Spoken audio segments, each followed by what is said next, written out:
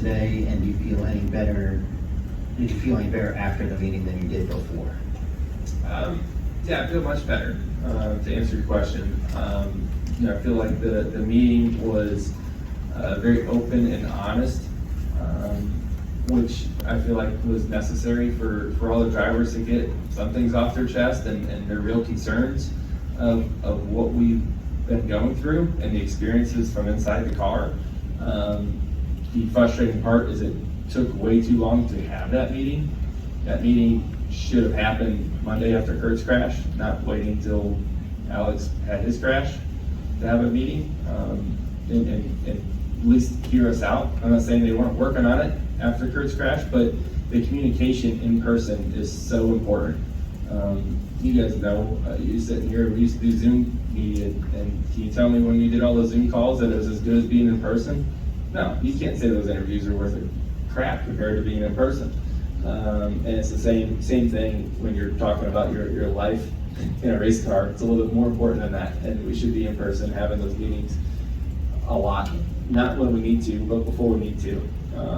And I think that those messages were heard loud and clear. There is a plan to try to help the rear impacts, as you guys know, but we need to stay focused on the rest of the car as well. There's a lot of other spots in the car we want to make better as well. All right, additional questions for Joey? Okay, we'll take one more here. Hey, Trent with Frontstretch.com. You mentioned the rear impacts, with this being a road course, a lot of heavy braking zones. I'm sure there's going to be a lot of bumping and banging. Are you guys kind of worried about the rear impacts here, even though it might be just like a light tap, maybe going into a chicane or something, or are you guys just not putting that out of your mind? I mean, you just got to go race when it's time to go racing, right? I mean, and yeah, is the possibility there for injury? It always is. It's a race car. Got some kind of chance I'm going to have driving home from here. I'm going to take, right? So you try to assess the risk before you take it, and try to do the right things that you can control before you jump in the race car, right? That's your head surround, that's your helmet, that's your Hans, that's your, the things I can control, I need to be ready for and do. And then, at that point, we need to keep communicating to NASCAR and their engineers and designing a car that accepts impacts better.